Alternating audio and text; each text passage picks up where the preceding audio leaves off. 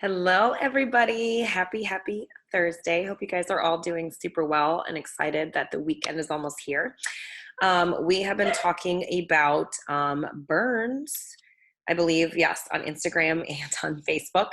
So I thought we would kind of continue the conversation. And I want this to kind of be, we're going to talk about like the acute burn patient. So when you are maybe called for like an add-on emergent case and it's a burn patient, or maybe you have to go down to the ER and help secure an airway, whatever it may be. I want to talk about a few things and kind of your pre-op assessment and in getting ready to manage and take care of this patient.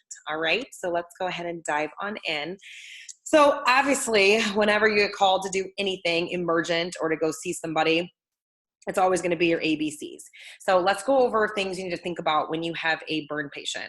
So first of all, what is their airway looking like, right? So what you want to kind of watch out for is, there's different types of burns, obviously, chemical, thermal, electrical, etc.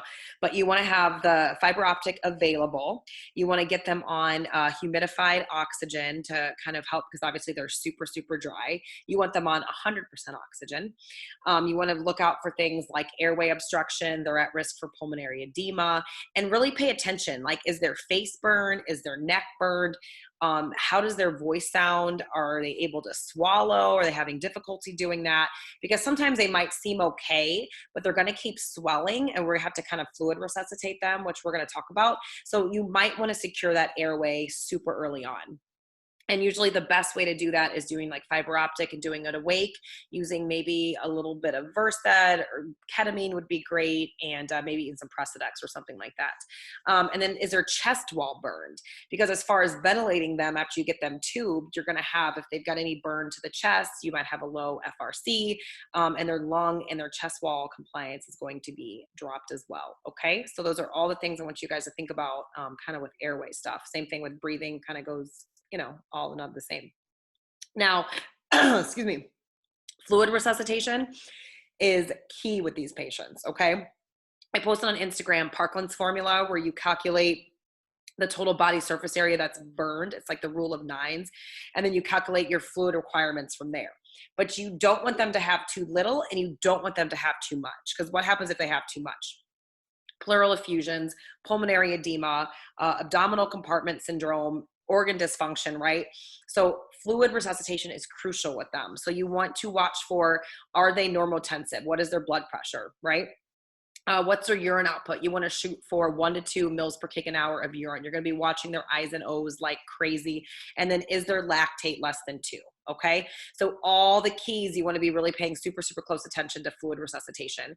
You use LR in like the first 24 hours. And then I believe after the 24 hours, you added some albumin. Okay. So super crucial.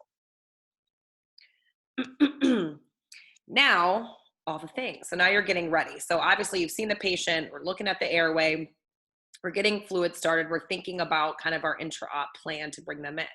So obviously, what time were they burned, type of burn, because there's 4 different types of burns you can have, and are there any associated injuries? Obviously, everything you're going to think about.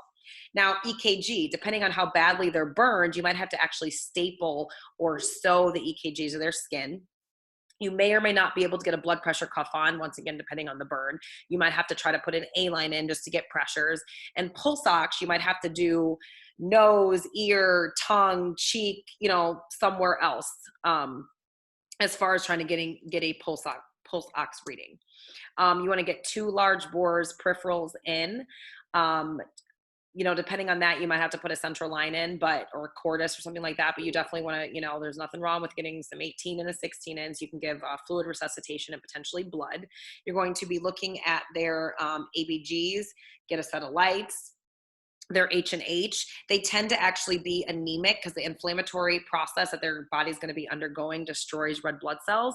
Plus, if bone marrow could be suppressed, because we don't know how bad these burns are, you decrease EPO. So you always want to be checking their H&H and seeing if they need any blood products. You also want to check a carboxyhemoglobin level.